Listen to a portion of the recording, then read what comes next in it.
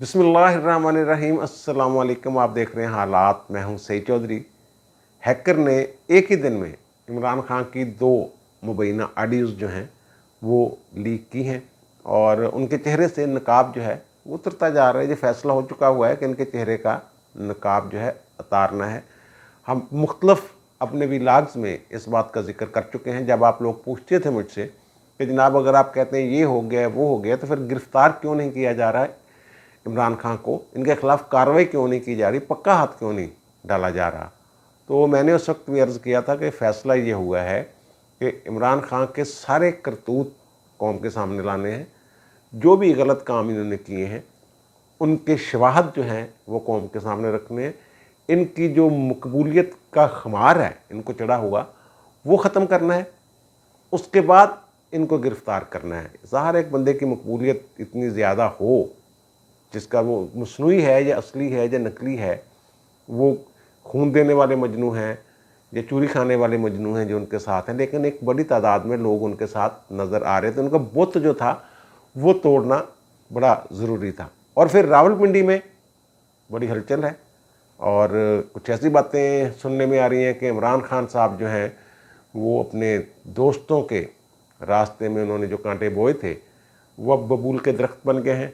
बड़ी मुश्किलात पैदा हो गई उनके लिए, जिनके लिए वो सारी गेम इस्तेमाल हो रहे हैं, जिनके लिए या जिनको लाने के लिए वो नवंबर वाला मामला, इस पर हम आगे जाके बात करेंगे। लेकिन इससे पहले इमरान खान के जो करीबी साथी हैं, पुराने इनके जो पीटीआई के लोग हैं, उनकी गिरफ्तारी के लिए छापे वगैरह पड़ रहे हैं और मामला वही है फाइनल फंडिंग केस वाला।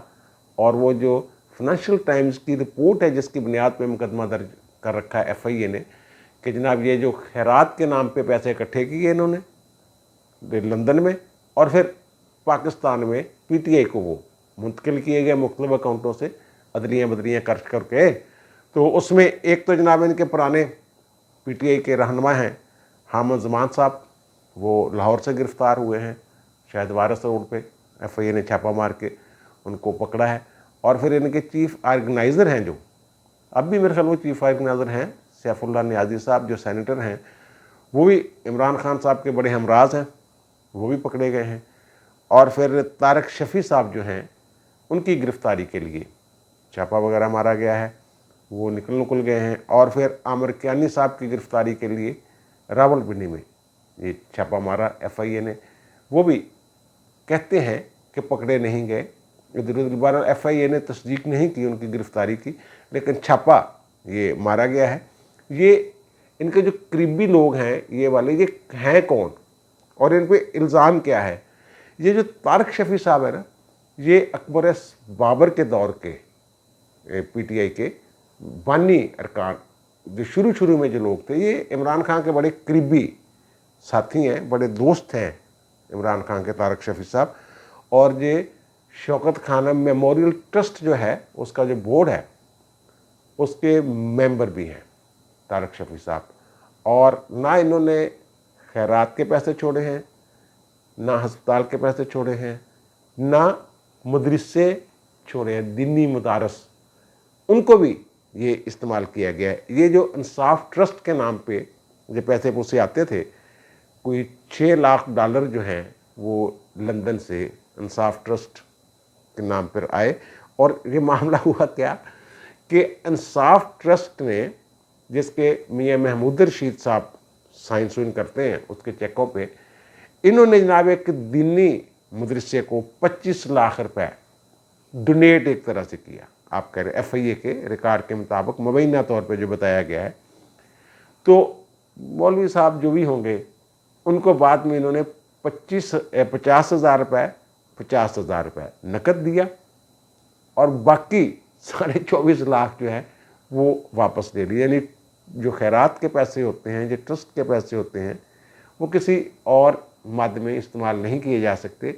ये कानूनी कदगन है। इससे बचने के लिए इन्होंने पहले उस मदरसे को दिए पैसे और फिर उससे नकदी की शक्ल में ये वापस ले लिए। जो हामिद ज़मान साहब हैं उनकी गिरफ़्तारी के पीछे ये चीज़ कार फरमा है। और जो तारक शफ़ी साहब हैं वो जनाब अच्छा, इमरान खान साहब, मैं ये पहले भी कह चुका हूँ कि अपनी ज़ात के सिवाय इनको कुछ नज़र नहीं आता। इमरान खान साहब वो बंदरियाँ हैं जो उनके उसके जब पाँव जलते हैं तो वो अपने बच्चे को ही अपने पाँव के नीचे रख लेती है। तो तारिक शफ़ी साहब वाला जब मामला सामने आया तो इमरान खान साहब अब ये फरमा रहे हैं कि तारिक शफ़ी ने, मुझे नहीं पता कि तारिक शफ़ी के अकाउंट में पैसे कहाँ से आए। ये तो तारिक शफ़ी ने बताना है अब कि जनाब वो पैसे कहाँ से आए जो उन्होंने पीटीआई, ये 6 लाख डॉलर से 12 लाख डॉलर का कोई मामला है बीच का। तो वो जनाब मुझे नहीं पता कि तारिक शफ़ी ने ये पैसे कहाँ से लिए थे, और मुझे इतना पता है कि हमारे अकाउंट में उन्होंने, तारिक शफ़ी ने ये पैसे ट्रांसफ़र किए थे। अब जो मुकदमा दर्ज हुआ है ना ये वाला तारिक शफ़ी वाला, इसमें एक तो आरिफ नकवी साहब हैं, वही वो जो अरबों डॉलर के फ्रॉड में मुलव्वस हैं, बरतानिया में गिरफ्तार है, अमेरिका उनकी स्टडी जाता है। और खान साहब जब वो गिरफ़्तार हुए थे तो जो 3 बंदों के उन्होंने नंबर दिए थे कि इनको बता दिया जाए, तो उन्होंने उसमें इमरान खान का नंबर भी दिया था। और फिर इसमें जनाब अबराज ग्रुप के सीनियर एग्जेक्टिव रफ़ी लाखानी साहब हैं, ये 3 बंदे हैं। इनमें तारिक शफ़ी साहब की गिरफ़्तारी के लिए आरिफ नकवी साहब तो पहले ही वहाँ गिरफ़्तार हैं, और रफ़ी लाखानी साहब का भी कोई पता नहीं कहाँ है, लापता है। बहरहाल ये सारा इशू है जिसमें खान साहब के गिर्द जो है, अब जिस तमाम जो खुरे हैं ये जा रहे हैं इमरान खान की तरफ। अब ये लोग पकड़े जाएंगे। वो कहते हैं कि जो मदरसे के मौलवी साहब हैं उन्होंने तो बयान भी दे दिया FIA को कि जनाब इन्होंने 25 लाख डोनेट किया था और फिर 50,000 मुझे दे दिए इन्होंने और 25 लाख वापस ले गए थे। अब मुझे नहीं पता कि उसके आगे क्या है और पीछे क्या है। मैंने बहुत पहले ये बताया था और बाद में फिर खबरें भी आई थी। मुझे बहुत सारे लोग ऐसे मिले जिन्होंने, वो कहते हैं हमें पता ही नहीं होता था। जब हम इनकी तकरीबात में जाते थे फंड रेजिंग वाली, तो हमें पता नहीं होता था, हम समझते थे कि शौकत खानम के लिए पैसे मांग रहे हैं। और फाइनेंशियल टाइम ने फिर इस पर मोहर तस्दीक सबत की। वो कहते हैं कि वो जो वोटन पैलेस है आरिफ नकवी साहब ने, अब शायद बेच दिया उन्होंने, तो वहाँ ये मैच करवाते थे T20।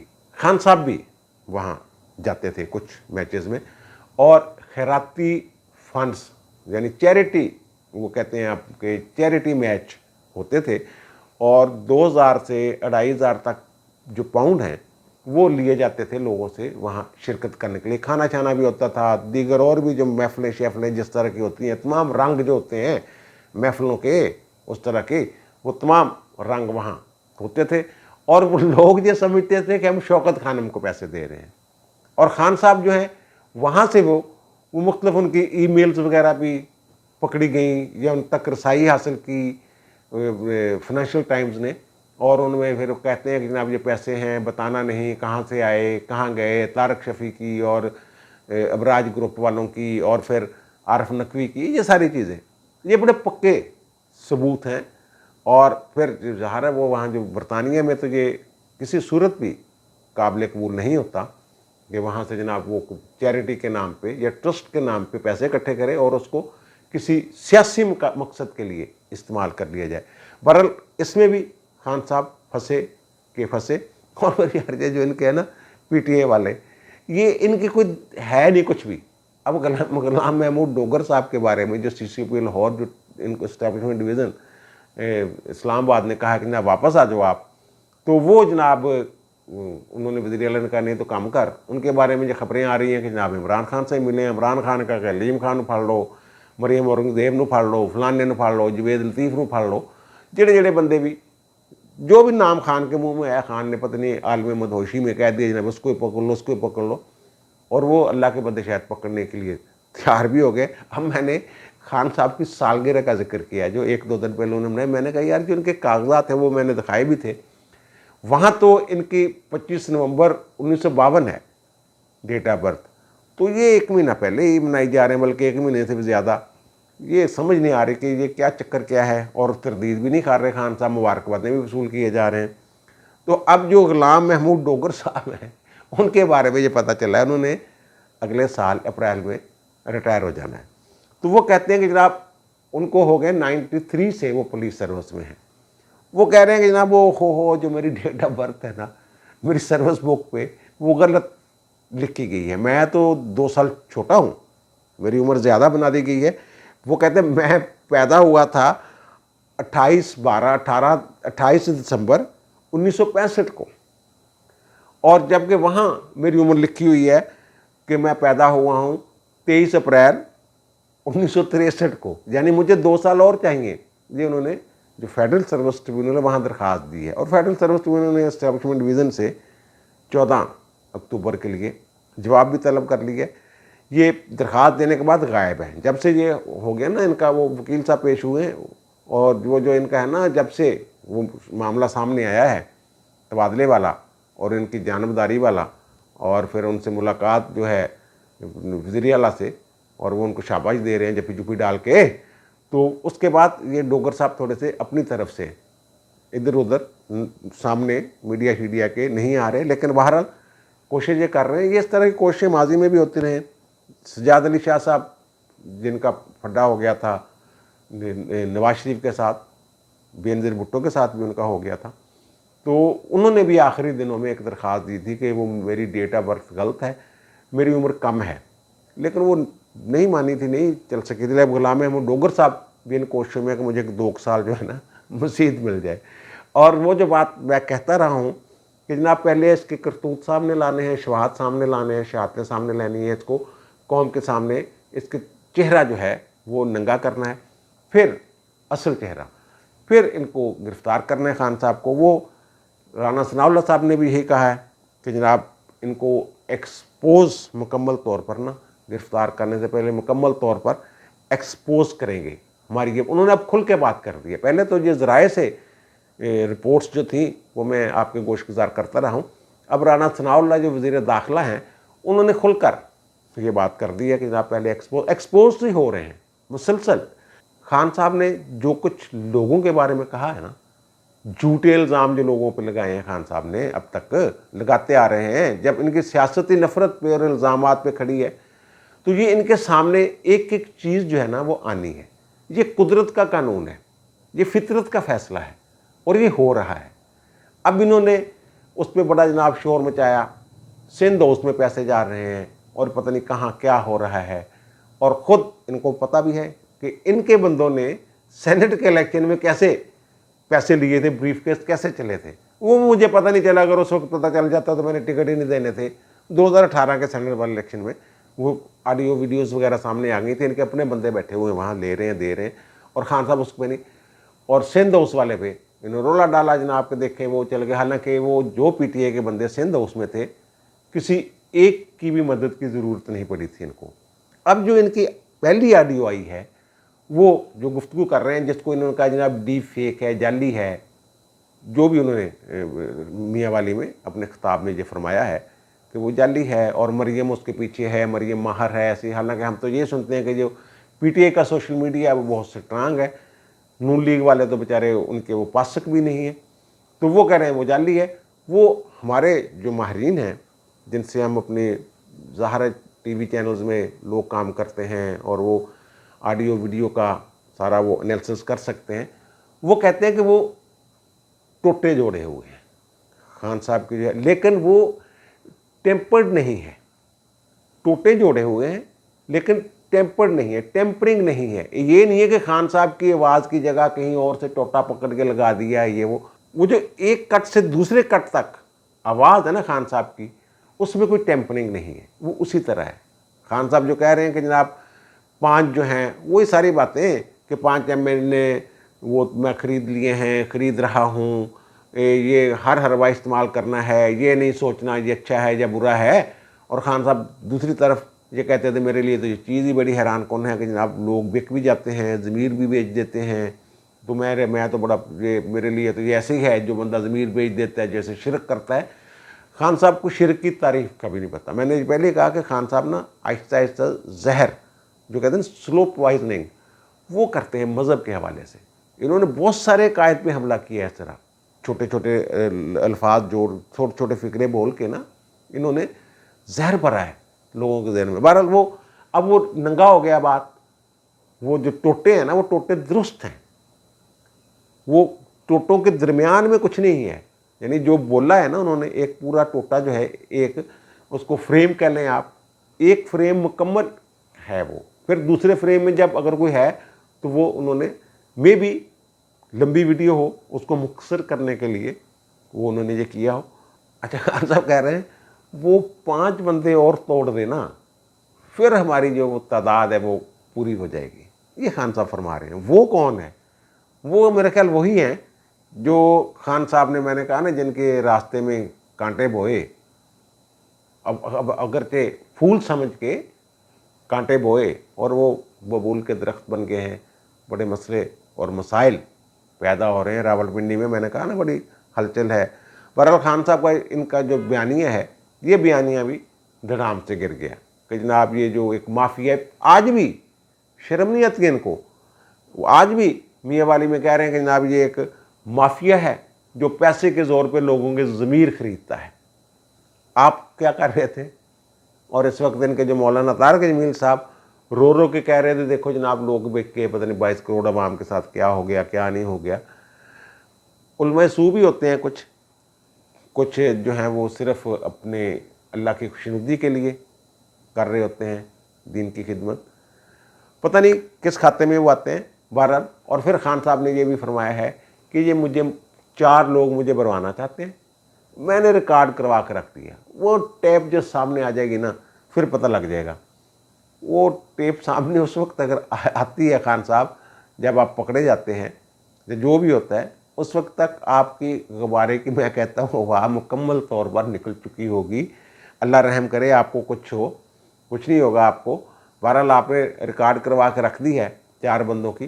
4 बंदे जो आप इनके करीबी लोग हैं, वो ये कह रहे हैं उसमें कोई 2 सिविलियन है और बाकी 2 पता नहीं कौन है। ये नहीं मुझे, 2 सिविलियन है ये वाकई कहा जा रहा है। खान साहब जो 4 बंदों कह रहे हैं ना, उनमें 2 सिविलियन है, ये मैं बता रहा हूँ, उनके करीबी लोग ये कह रहे हैं। अब 2 सिविलियन पता नहीं सना अल्लाह हो कि मरियम नवाज हो या कौन हो, या कोई किसी का भी नाम ले सकते हैं। खान साहब ने कोल कड़ा वो कोई रिकॉर्डिंग है, ये तो एमी इल्ज़ाम ही है ना। एमी इल्ज़ाम लाता वो हमारी जो बेनज़ीर भुट्टो साहबा जब शहीद हुई तो उससे पहले उन्होंने भी कुछ लोगों के नाम लिए थे। फिर उनके खिलाफ को कुछ हुआ तो नहीं था, वो उन लोगों के खिलाफ जिनके नाम लिए थे उनमें तो परवेज़ इलाही का नाम भी था, परवेज़ मुशर्रफ का नाम भी था, एजाज शाह का नाम भी था, एक आध नाम कोई और था। उन्होंने भी 3-4 लोगों के नाम लिए थे कि मुझे कुछ हुआ तो ये ज़िम्मेदार होंगे। बहरहाल ये ऐसे बस वो एक ड्रामा शराबा होता है, और ड्रामा तब होता है तब 4 बंदों ने बंद कमरे में साजिश की हो, वो डरे। और उनमें तो वो बंदे, वो जो कहा जा रहा है 2 सिविलियन का, वो तो उनके साथ उस वक्त, जिस वक्त की ये बात कर रहे हैं, उस वक्त वो उनका कोई आपस में उस वक्त था ही नहीं कि जनाब बैठ के एक साजिश तैयार कर सके। बहरहाल ये भी इनका बयानिया जो है ये झूठा हो जाना। अब ये खान साहब कह रहे हैं कि जेल भरो शुरू कर रहे हैं तहरीक हम। अच्छा, खान साहब की ये मैं एक ख़बर बता दूं कि खान साहब ने ये जो है ना अपना लॉन्ग मार्च, ये ऐसे नहीं करना। इन्होंने चांसेस यही हैं कि बस जैसे वोट आ रहे हैं वैसे खान साहब गिदड़ बक्कियाँ दे रहे हैं, लेकिन इनका पता कोई नहीं है, कुछ भी कर सकते हैं। क्योंकि ये इनके रात को सोए हुए अचानक ख्याल आ जाए कि नहीं ये कर देना है, या साथ लेटा हुआ कि शख्स इनको कह दे कि ये सितारे बिल्कुल सही सिमत में आ गए, उठे और निकले बाहर और करें जिहाद। वो बहरहाल खान साहब को लेकर ये तय है कि खान साहब यू टर्न लेने के लिए अभी मुख्तलिफ मराहल का इंतज़ार करेंगे। कुछ भी हो सकता है, असम्बली में वापस जाने के लिए कुछ कर लें, कोई कोर्ट से आर्डर आ जाए, कुछ और हो जाए। खान साहब यू टर्न लेने के लिए मुख्तलिफ मराहल जो हैं वो उनके मुंतज़र हैं कि ये करेंगे तो फिर ये आफर आ सकती है, ये करें तो ये आफर आ सकती है, ये करें तो ये आफर आ सकती है। और फिर जो खान साहब का जेल भरो, वो आप कॉलेज दौर में या स्कूल दौर में आपके दोस्तों का एक ग्रुप ऐसा ज़रूर होगा, आपने देखा होगा कि वो सारे कोई शरारत प्लान करते हैं, और बाद का कोई ख़तरनाक किस्म की शरारत भी होती है जिसमें ख़दशा होता है कि अगर पकड़े गए ना तो या तो फेंटा पड़ जाना है या फिर कॉलेज से निकल जाना है। तो उसमें वो 4-5 दोस्त वो प्लान करके जब वो काम डालना होता है उन्होंने, तो उनमें से एक बंदा अचानक जो है ना, जो उनका सरबराह होता है, प्लानर होता है, वो अचानक पीछे हो जाता था कि आप लोग जाओ। वो बाकी कहते हो भाई ये कि तू ही आना नाल। ਉਹ नहीं ਤੁਹਾਨੂੰ नहीं पता, अगर तुम फड़े गए एक बंदा बाहर भी तो होना चाहिए जो तुम्हें छुड़वाएगा। खान साहब ने वो वारदात डालनी है, खुद जेल नहीं जा रहा, अंदर से नहीं निकलना। खान साहब ने अंदर से उन्होंने निकालना है जिन्होंने इनको पकड़ना है, और जो इनको इंतज़ार करेंगे पहले इसको मुकम्मल तौर पे एक्सपोज कर लें फिर पकड़े। अगर खान साहब पहले पकड़े गए ना फिर जेल भरो तो इनकी जो तहरीक है वो भी नाकाम हो जाए। मैंने अर्ज़ किया कि 4 दिन पहले अभी इन्होंने वहाँ बनी गाला में अपने दोस्तों कहा, बल्कि इवन जो शाह महमूद क्रैशी से कहा कि अगर मैं फड़िया गया ना तो तहरीक नहीं चलनी, ये तुसी भुल जाओ, मैनू बचाने वास्ते तुसी पूरी तरह एक्टिव ही नहीं होंगे। ये खान साहब ने कहा। अब जेल भरो वर्कर कहाँ, इनके पास वो वर्कर है ही नहीं जो पीपल्स पार्टी के पास होते थे या नून लीग के पास थे जो जेलें भुगत सकते हैं। सबसे ज़्यादा लोग जो हैं वो कुर्बानी देने वाले तो पीपल्स पार्टी में होते थे एक दौर में, जो जेल जाने के लिए जेल जाने को फ़ख्र समझते थे। बहरहाल खान साहब के जमात में ऐसे लोग ही नहीं। और जो साइफर वाली है तीसरी किस्त आई है उसमें बिल्कुल ही खुल के बात आ गई, वो तो डी फेक नहीं है ना, वो तो टोटे नहीं ना जोड़े हुए, वो तो उसी तरह के जैसे पहले 2 ऑडियो लीक्स हुई हैं उसी तरह की ऑडियो ये है।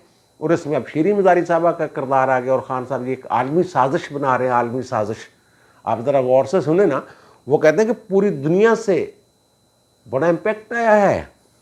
और शीरी मज़ारी फरमा रही है वहाँ पे कि जनाब ये चाइना ने तो ऑफिशियल बयान भी दे दिया है कि अमेरिका की जो मुदाखलत है वो काबिल कबूल नहीं है।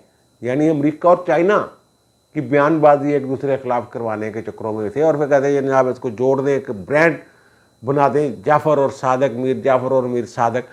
पूरी वही साजिश, खेलना है, कैसे खेलना है, क्या करना है, क्या नहीं करना है। अब खान साहब के एक जो खान साहब वो कहते हैं ना, मरीम नवाज ने कहा सब एक दूसरे को इस्तेमाल कर रहे हैं, जनूबी पंजाब वाले भी, बहावलपुर वाले, फैज़ हमीद साहब यार, फैज़ हमीद साहब उनको इस्तेमाल कर रहे हैं, वो उनको इस्तेमाल कर रहे हैं। और खान साहब जो समझ रहे हैं कि जनाब अगर मेरी मर्ज़ी का आर्मी चीफ, वो तो उन्हीं को लगाना चाह रहे थे, तय हो गई, सारी चीज़ें खुल के सामने आ गई हुई हैं। तो उस पर फिर ज़ाहिर है वहाँ फ़ौज के अंदर भी ये बातें हो रही थी कि जनाब ये अभी तो 4थे नंबर पे होगा नवंबर में जब वो मौका आएगा।